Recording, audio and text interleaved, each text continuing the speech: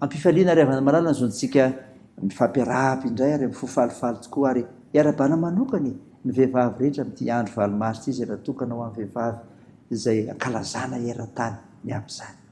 Ho aminareo anie ny fahasoavana sy ny fiadanana avy n'Andriamanitra iray sy Jesosy Kristy tompontsika izay mandolotra ny tenany no ny fahotantsika anafahana antsika amin'izao miarabelona ratsy fanahy izao araka ny sitrapon'Andriamanitra raintsika. Amen.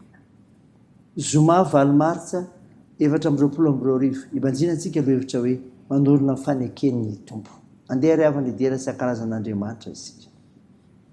Misaovan'Andriamanitsika ary firenena ary isandrato ny feo fiderana azy izay mampitoetra amin'ny fanahintsika amin'ny fiainana ka tsy mamela ny tongontsika ngozozo fa efa nizatoetra anay ianao Andriamanitra, efa nanadio anay ianao tahaka ny fanadio volafotsy amin'ny memy, efa mampiditra anay tamin'ny fandrika ianao, efa nanisy entamavesatra teo ambalanay ianao, efa nampandeha ny olona nitsaka ny lohanay ianao.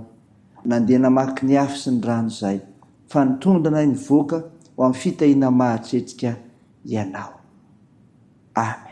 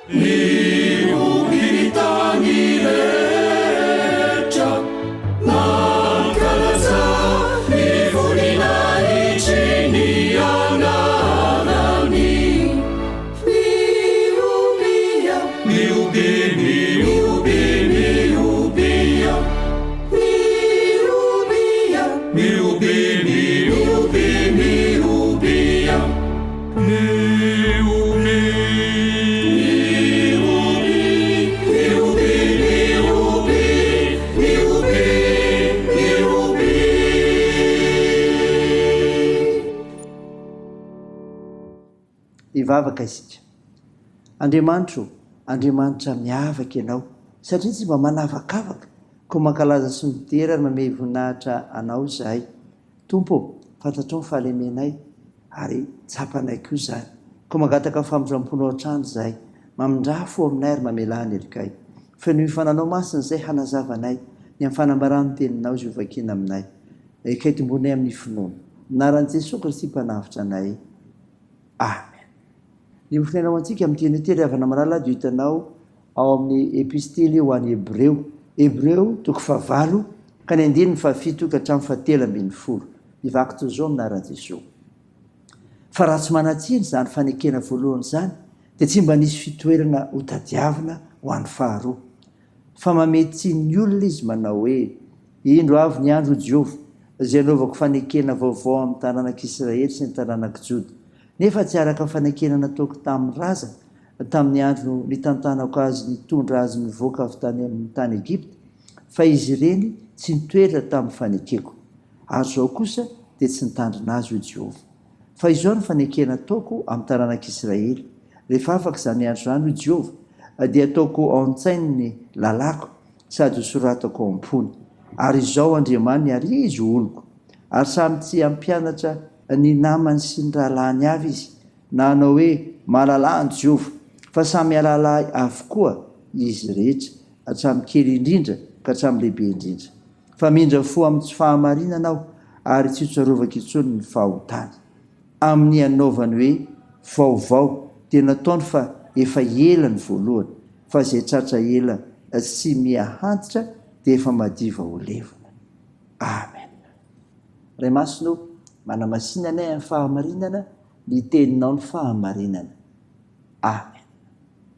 Ry havana malala, ho aminao ny eny fiadanana Mofonaina renetsika teo Hebreo 9:7-11 dia milaza fampitahana ny fanekena taloha sy ny fanekena vaovao.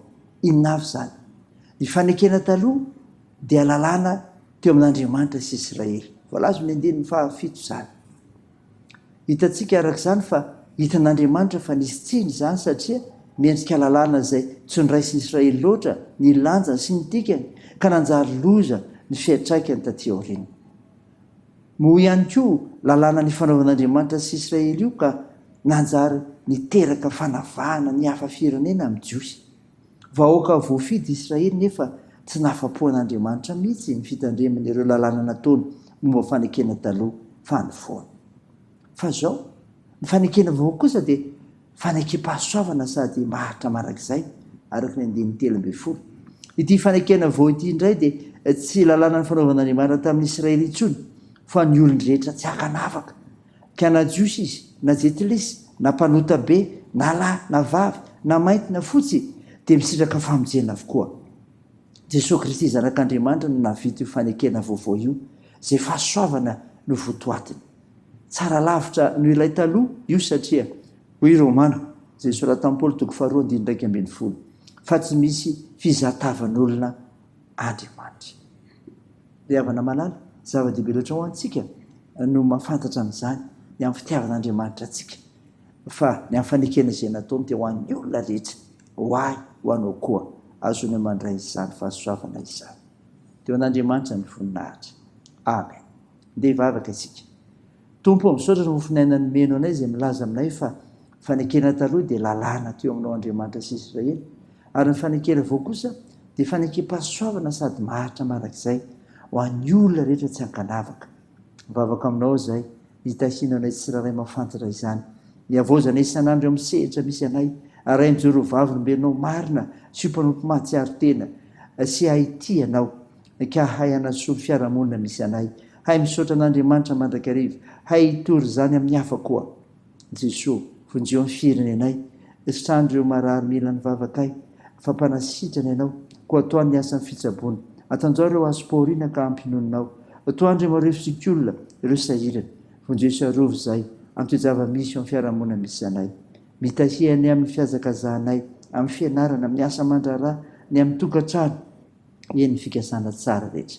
Minaran'i Jesosy Kristy mpamonjy anay, naovanay izany vavaka izany, miaraka amin'ilay vavaka nampianarina anay manao hoe: ranay eo izay ny an-danitra, ao masinana eny inaranao, ho tonga eny fanjakanao, atao ny sitraponao ety an-tany ho tahaka ny an-danitra. Meo ny anio izay anona sahaza ao anay, ary mamela ny erikay tahaka ny namelanay izay meloka taminay, ary aza mitondra anay amin'ny fakam-panahy, fa manafanay amin'ny ratsy, fa hanao ny fanjakana sy ny hery ary ny voninahitra marak'izay. Amen. Tanteraka aminao ny tsodrano izay atolotra ananan'i Jesosy Kristy mpamonjy antsika ary ho raisa amin'ny finoana. Ilay Andriamanitra aloha rano fiadanany hatonga anareo voatokana tanteraka ho azy, nikarovany avokoa ny eny fanahinareo sy ny ainareo ary ny teninareo, mba tsy hanatsiny amin'ny andro iavian'i Jesosy Kristy tompontsika, mitana ny tokony omeny Andriamanitra izay miantso anareo ka hoe fainy izany. Amen. Teo an'Andriamanitra irery ny voninahitra amin'ny anaran'ny Ray sy ny Zanaka ary ny Fanahy Masina. Amen.